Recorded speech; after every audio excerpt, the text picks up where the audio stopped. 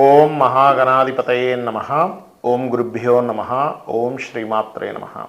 పరమేశ్వర స్వరూపమైనటువంటి జ్యోతిష, వాస్తు మరియు ఇతర అనేకమైనటువంటి శాస్త్రములను మనకు అందించినటువంటి మహర్షులకి నమస్కారం. హయగ్రీవ హయగ్రీవ హయగ్రీవేతి యో వదేత్ తస్య నిస్సరతే వాణి జహ్నుకన్యా ప్రవాహవత్. అరుణాం కరుణాతరంగితాక్షీం ధృతపాశాంకుశపుష్పబాణచాపాం అనిమాదిభిరావృతాం మయూకైః అహమిత్యేవ విభావయే భవానీం. శ్రీమాత్రే నమః.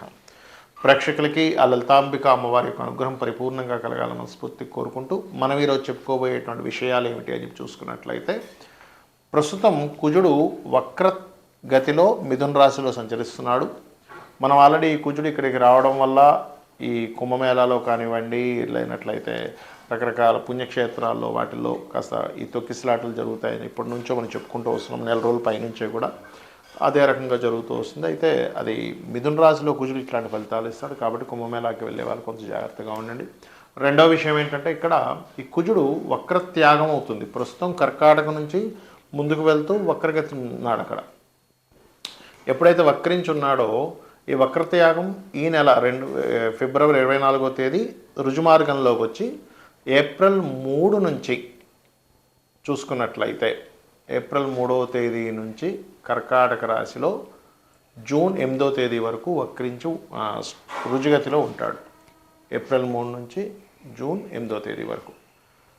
ఎప్పుడైతే ఈ సమయంలో కర్కాటక రాశిలో కుజుడు ఉంటాడో, వీటి మూలంగా ద్వాదశ లగ్నముల వారికి ఎటువంటి ఫలితములు జరుగుతాయి, లగ్నం తెలియని వారి రాశి వారికి, అదేవిధంగా ఏ విషయాల పట్ల జాగ్రత్త వహించాలి అనేటువంటి విషయాలు చెప్తుంది. నేనైనప్పటికీ కూడా చెప్పిస్తుంది సాక్షాత్ లలితా అమ్మవారిగా భావిస్తూ ఒక్కొక్క లగ్నం గురించి తెలుసుకుందాం.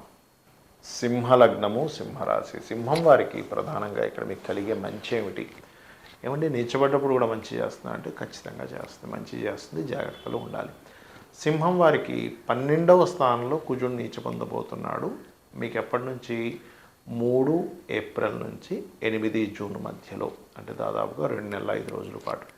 ఇప్పుడు ప్రస్తుతం మీకు లాభంలో ఉన్నాడు కుజుడు, వక్రించి ఉన్నాడు.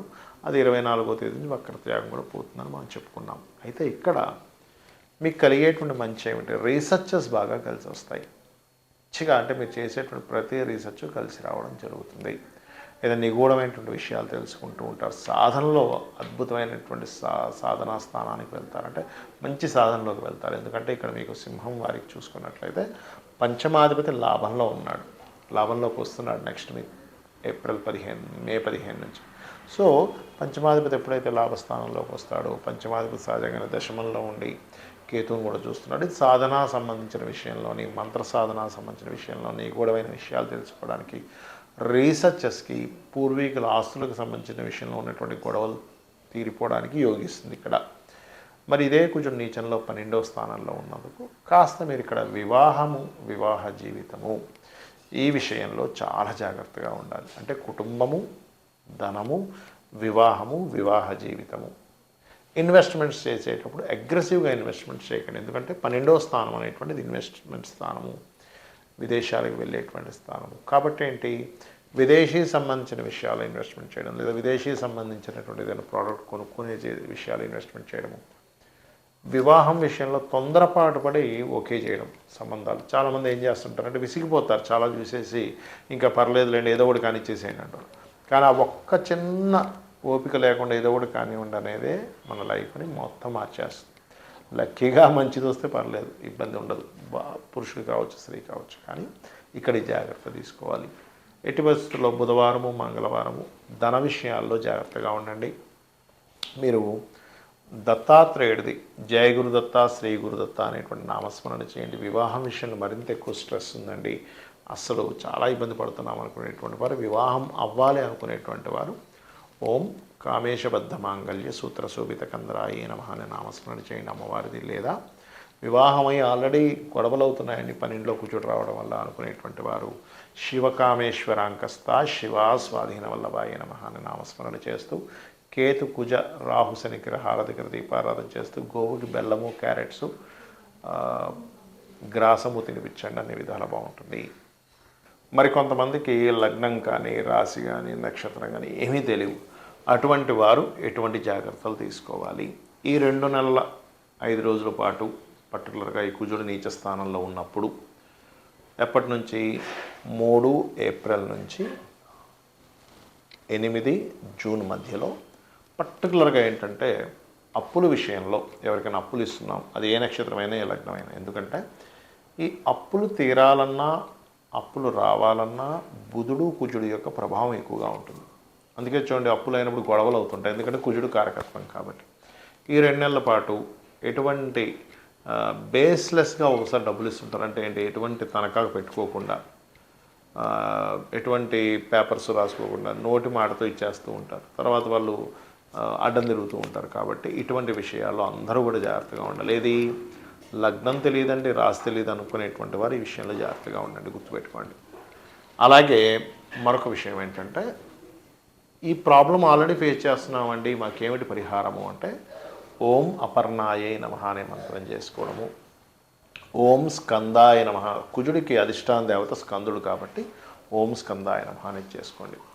అదేవిధంగా ఈ 2 నెలల పాటు కుజుడు ఫ్యాక్టరీస్కి కారకుడు, అగ్ని సంబంధించిన వాటికి కారకుడు. అతను వెళ్ళి నీళ్ళల్లో ఉన్నాడు, అంటే వాటర్ రిలేటెడ్ సంబంధించిన దాంట్లో ఉన్నాడు.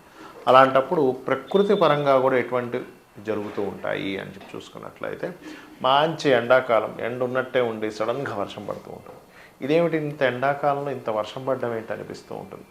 అలాగే కొన్ని పర్టికులర్గా ఈ వాటర్ ప్లాంట్స్ పెట్టేటువంటి వారు కుజుడు నీచ స్థానంలో ఉన్నాడు కాబట్టి వాటర్ ప్లాంట్స్ రిలేటెడ్ సంబంధించిన విషయాల్లో కొంత జాగ్రత్తగా చూసి పెడుతూ ఉండాలి. అలాగే అదేవిధంగా కొన్ని ఎడారి ప్రాంతాల్లో కూడా వర్షం పడేటువంటి ఛాన్సెస్ ఇస్తూ ఉంటాడు ఇటువంటి విషయాల్లో.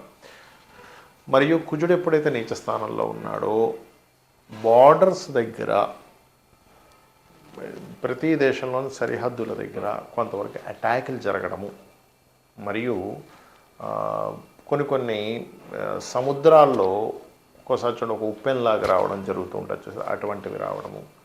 అదేవిధంగా కొన్ని గొడవలకి దారి తీయడం జరుగుతూ ఉంటుంది. ఎప్పుడైతే ఈ కుజుడు వక్రించి ఆల్రెడీ మిథున రాశిలో ఉన్నాడు, వక్రించి ఉన్నాడు. ఇప్పుడు ఆ వక్రగతి పోయి రుజుగతి వస్తుంది. మనం ఆల్రెడీ గతంలో చెప్పుకున్నాం, ఏమండి ఇక్కడ ఉన్నప్పుడు ఇట్లాంటివి కొంచెం ఈ తొక్కిసలాటలు ఇట్లాంటివి జరుగుతాయి అని.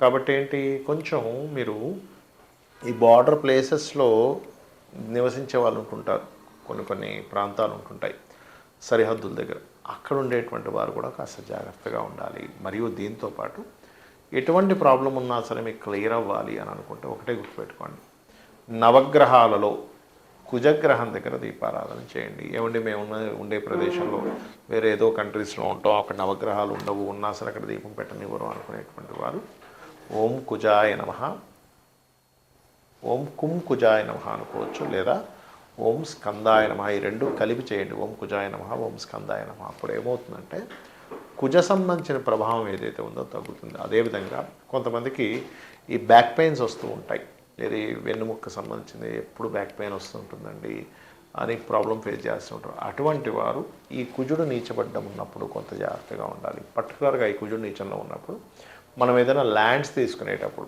అందరికీ కూడా వర్తిస్తుంది ఇది, ల్యాండ్ తీసుకునేటప్పుడు చూసుకొని తీసుకోవాలి. ఏమవుతుందంటే ల్యాండ్స్ మూలంగానే ఇబ్బంది పడ్డం, కుజుడు నీచంలో ఉన్నాడు కదా, ల్యాండ్స్ విషయంలో కూడా ఫ్లక్చువేషన్స్ రావడం, అంటే అసలు ఇంత రేటు పెరుగుతుంది అనుకోలేదు, లేదా ఇంత రేటు తగ్గిపోతుందని అనుకోలేదు అనేటువంటి ఫ్లక్చువేషన్స్ ఇస్తాడు కుజుడు ఎప్పుడైనా నీచ స్థానంలో ఉన్నప్పుడు. అంటే ఎప్పుడు పెరుగుతుంది ఎప్పుడు తగ్గుతుంది అంటే, ఆ కుజుడికి గోచారంలో చంద్రుడు వచ్చాడు అనుకోండి, ఆ రోజుల్లో మళ్ళీ మీకు నీచభంగ రాజయోగాన్ని ఏర్పడుతుంది కుజుడు గోచారంలో.